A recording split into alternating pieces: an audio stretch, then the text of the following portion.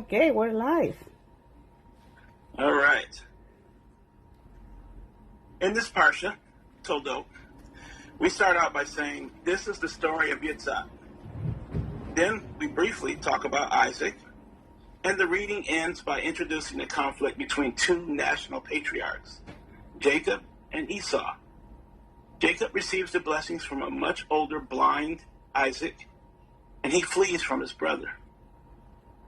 Let me say it a different way, in more modern terms.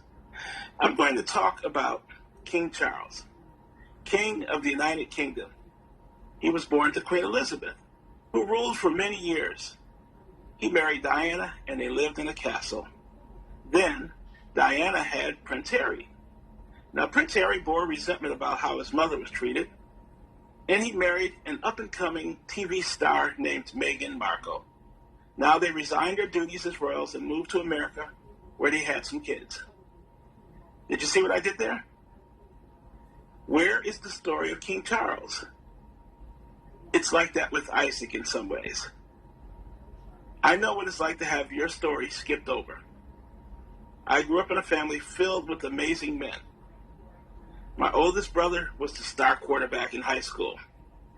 He became a master electrician, and when I went home to visit him, he drove around downtown. We drove around downtown looking at all the buildings that he had worked on. The brother just older than me was a physical specimen, and still is to a degree. I learned about Arnold Schwarzenegger from him. For a time, I too wanted those bulging muscles. He went into the Navy and worked on a fighter aircraft as a mechanic. I saw all those things growing up, and I wanted my story to be just as dramatic. But it didn't turn out that way. I went into the Air Force, and instead of being an aerial photographer, which is what I signed up for, I was transferred out of basic training to do advertising for the generals. I made it to Hollywood, but I didn't pass the first trial, getting into the cameraman union. I was the brother in between two great stories. Isaac at first glance seems almost to be a segue between two powerful father figures. Abraham, who conquered multiple kings at once. Jacob, who fought 12 obnoxious boys, trying to make them into responsible men of God. And who became the father of one of the most powerful men in the world. One of the most powerful, in the most powerful nation in the world at that time, Egypt. So maybe, just maybe, we need a reset on the Isaac story. Or maybe we missed something important from the Isaac story. Maybe it's been there all along, hiding in plain sight. It's right there in the text. But for us, it's lost in translation. Now, I won't keep you in suspense this time. It has something to do with water. In particular, water from wells. Right now, in our time, we turn on our spigot in our homes, and water comes gushing out. We push our carts in the supermarket, and we buy fruits, vegetables, eggs, and meats. We don't have to grow anything. We don't have to harvest it. We don't have to herd the animals. We don't have to slaughter them. And we don't have to clean them. Very few of us consider the one thing all those grocery items have in common is that they would not exist without water. You need water to grow the crops, water to feed the animals, water to fuel the pickers and the growers, water to wash and clean the food so that we don't get sick when we eat it. In the Middle East, in the Bronze Age, if you had water, you could grow crops and feed your animals. The more water you have, the greater your chances of becoming wealthy. In Genesis 26, and excuse me, I'm going to be reading the Berean Standard Version, one that you don't often hear from, but it points out something most translations miss. So listen carefully. The Lord appeared to Isaac and said, "Do not go down to Egypt. Settle in the land where I tell you. Stay in this land as a foreigner, and I will be with you and bless you. For I will give all these lands to you and your offspring, and I will confirm the oath that I swore to your father Abraham. I will make your descendants as numerous as the stars in the sky, and I will give them all these lands. And through your offspring, all nations of the earth will be blessed, because Abraham listened to my voice and kept my charge, my commandments, my statutes, and my laws." And then the scripture does something strange. It says, "So Isaac settled in Gerar." Keep that in mind. Very important.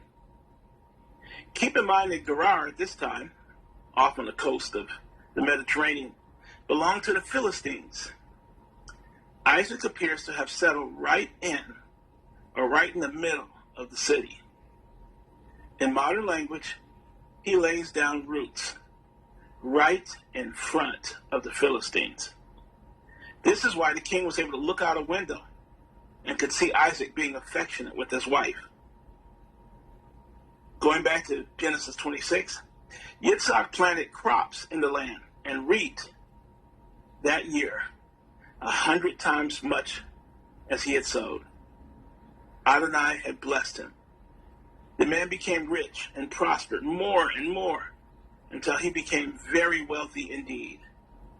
He had flocks, cattle, and a large household, and the Philistines envied him.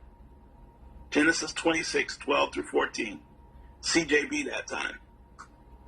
Naturally, the king of the Philistines told Isaac, "You have to go. You got to go." So Isaac moved to the valley of Gerar, just a little outside the city and in the countryside. There was an old well there, dug by Abraham, and he reopened it. Keep in mind, the well was filled up with dirt and covered over. One of the first things Bronze Age invaders did after moving in, and the Philistines were surely Bronze Age invaders, they moved in and they would destroy and cover up any claims of the previous people. They destroyed wells, tore down landmarkers, and moved their flocks into the new land. They settled into the land and found new sources of water. Once Isaac moved in, he reclaimed the land, reopened the well, and guess what? Still had plenty of water. So you can imagine what happened next. This led to immediate problems. So the shepherds in Gerar fought the shepherds of Isaac, and he named the well quarrel or contention, depending on your translation.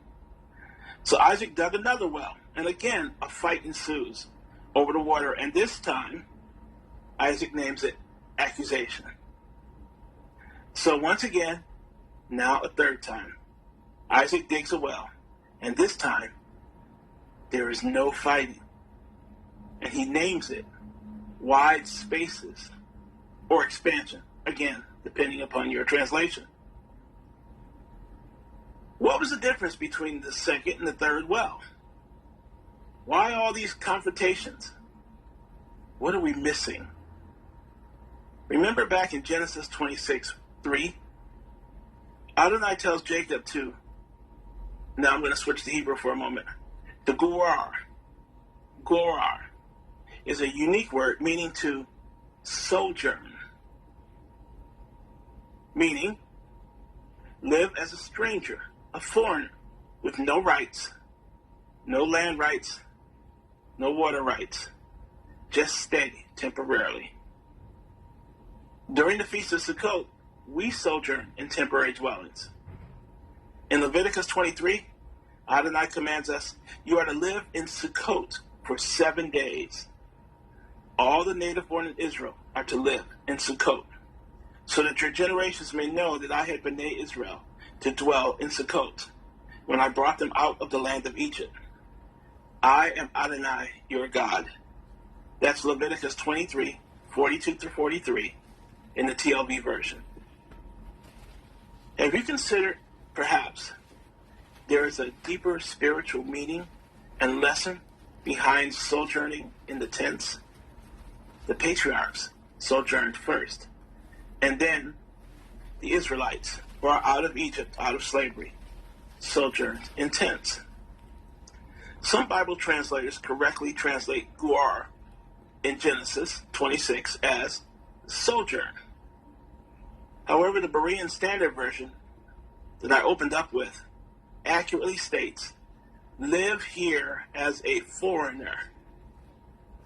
In Genesis 26, we see that Isaac did not pitch his tents in Gerar, but rather settled in Gerar, living among the Philistines. That little phrase, standing off by itself, was meant to say, with great power. So Isaac stayed in Gerar.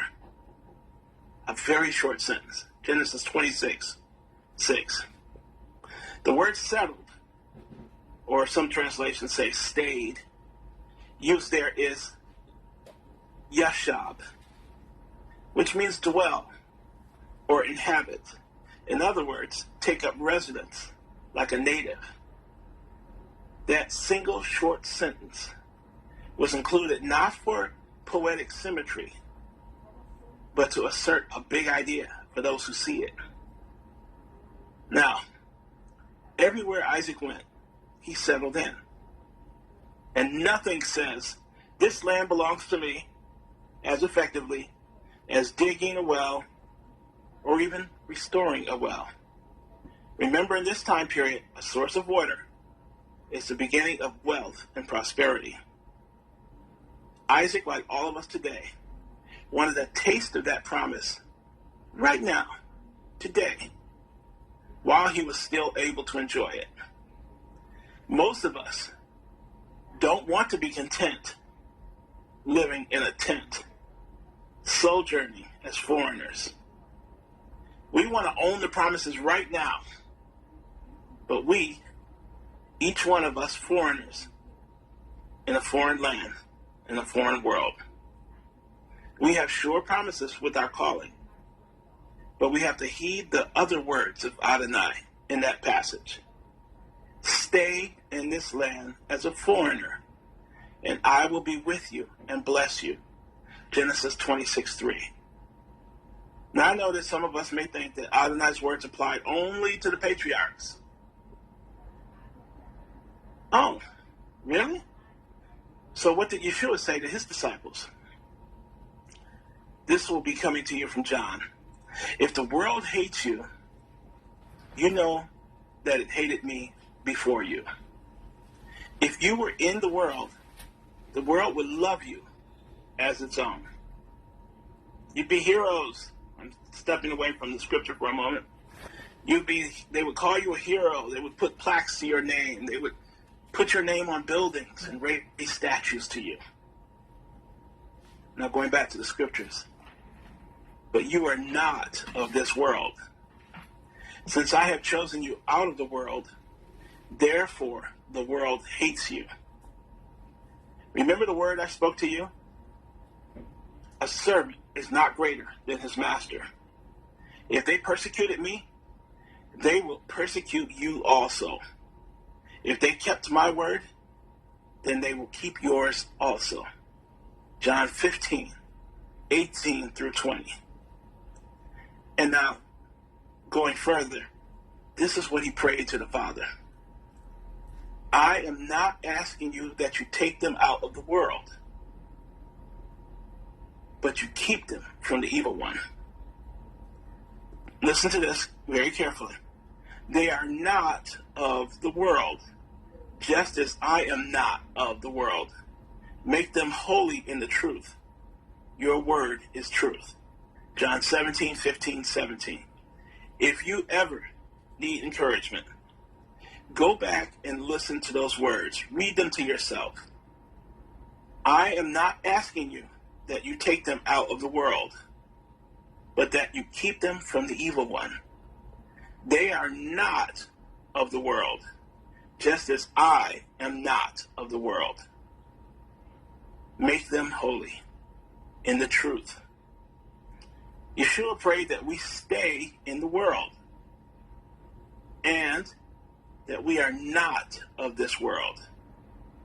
We are to sojourn in this world as foreigners, strangers, aliens. No matter where you live, we are to sojourn in this world as foreigners, strangers, and aliens.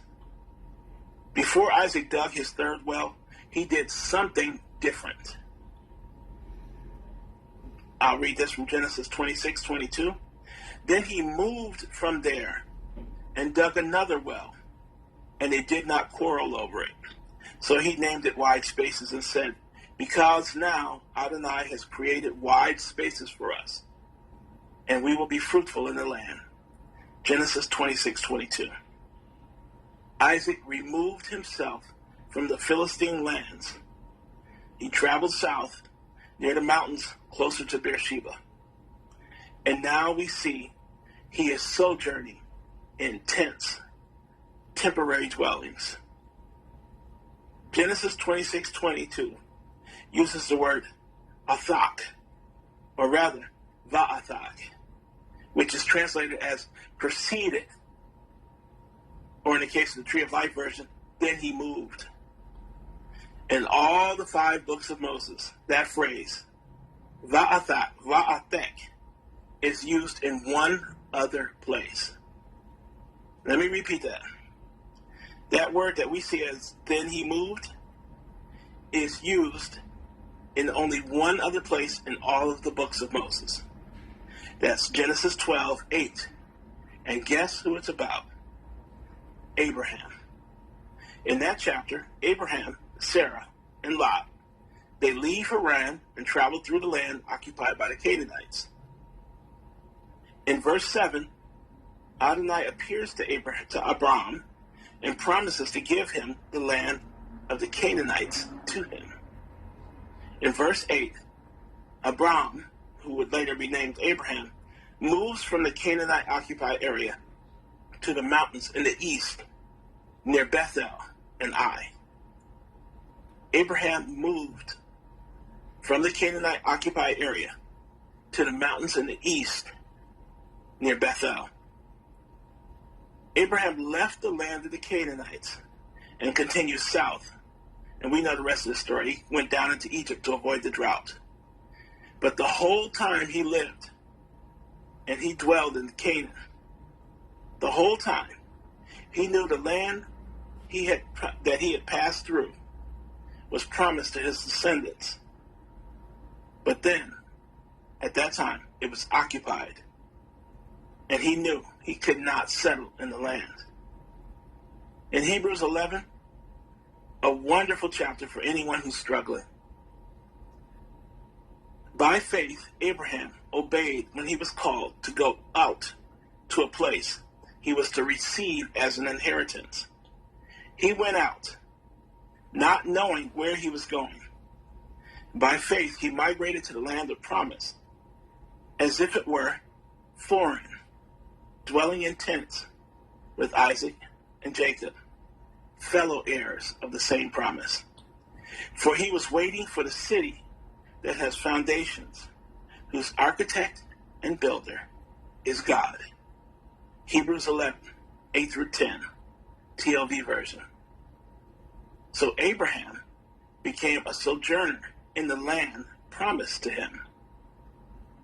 Isaac had settled among the Philistines, but could not find rest until he moved away from the Philistines and pitched his tents away from the people. Now Isaac, too, had become a sojourner like his father Abraham. The complete Jewish Bible version ends verse 22 of chapter 26 by saying, because now Adonai has made room for us, we will be productive in the land. Genesis 26:22. Isaac has now fully grasped that Adonai desires him to sojourn in the land of promise as a foreigner. Adonai appears to Isaac immediately afterwards, and he says, and he gives him a new promise. He appears to him afterwards and he gives him a new promise, Similar to the first promise, but a little different. Adonai appeared to him that night and said, I am the God of Abraham, your father. Don't be afraid, because I am with you. I will bless you and increase your descendants for the sake of my servant Abraham. Genesis 26, verse 24. When that promise was given, Jacob and Esau were full-grown men. In Matthew chapter 8, a Torah teacher approached and said to Rabbi, I will follow you wherever you go. Yeshua said to him, the foxes have holes, and the birds flying above have nests, but the Son of Man has no home of his own. Matthew 8:19 through 20. Yeshua entered our world with a commission from his Father. The earth and everything and everyone was given to the Son as an inheritance. This is made clear in many parables. He was not to settle down, to get married, and raise kids. The seat of the kingdom of God will be Jerusalem, and Israel his people. As the Son of Man, Yeshua knew he was to suffer and struggle, even though, like the patriarchs, the promises are sure. Instead, he humbled himself like a foreigner in a strange land, and we are not greater than our Master. We can build our wells. Some of us have tiny apartments, others have sprawling properties. We plant our crops, which means we build our careers. And perhaps some of us have even raised or been blessed with children. And we even declare, Abba has blessed us. And maybe, just maybe, your neighbors, the Canaanites and the Philistines, see you doing well, and they might become a little obnoxious. Our neighbors and family, we can see. But what about the spirits we cannot see? Could they also be jealous? Again, going back to Hebrews 11. These all died in faith without receiving the things promised, but they saw them and welcomed them from afar, and they confessed that they were strangers and sojourners on the earth. For those who say such things, make it clear that they are still seeking a homeland. If indeed they had been thinking about where they had come from, they would have had the opportunity to return. But as it is, they yearn for a better land, that is, a heavenly one. Therefore, God is not ashamed to be called their God, for he has prepared a city for them. Hebrews 11:13 through 16, TLB version. Maybe the people who give you trouble in life are not jealous of your righteousness, or your families, or your careers, but instead because you are marked as a child and a companion of the King of all things. If you were in the world would love you as its own. But you are not of the world. Since I have chosen you out of the world, therefore the world hates you. Isaac found peace after struggling to establish himself in the land promised to him. Even the king of the Philistines could now see, no matter how far Isaac moved away, or how much he struggled, and how far he moved into the wilderness, that the God of Abraham was always with him, always prospering him. And so he traveled out to Isaac to seek a peace treaty. That's a lesson that we can all take. No matter how much we struggle, or how far we move away, or whether we live in the wilderness, that the God of Abraham, Isaac, and Jacob is always with us. And he will prosper us no matter where we are. As soon as Isaac grasped that he too was a foreigner as his father before him, and when he finally prevailed against his land ambitions, Adonai came to him and said, "Do not be afraid, because I am with you." Perhaps Isaac's story is not as exciting as Abraham's. He didn't go out and conquer 5 kings, nor as dramatic as Jacob's story with all of his sons doing crazy things. But of all the patriarchs, let me say that again. But of all the patriarchs, Isaac's struggles hit home the most, matching our struggles today. Let us remember, we are foreigners on this earth. We are sojourning as we do the work of our Master, Yeshua. Let us focus on the kingdom of promise, and in doing so, find a peace that passes all understanding. Remember the words of our sojourning Master. "These things I have spoken to you, so that in me you may have peace. In the world you will have trouble, but take heart. I have overcome the world." John 16:33. Shabbat Shalom, fellow sojourners. Amen. Shabbat shalom. Shabbat shalom. Shabbat shalom. Amen. Shabbat shalom. Shabbat shalom.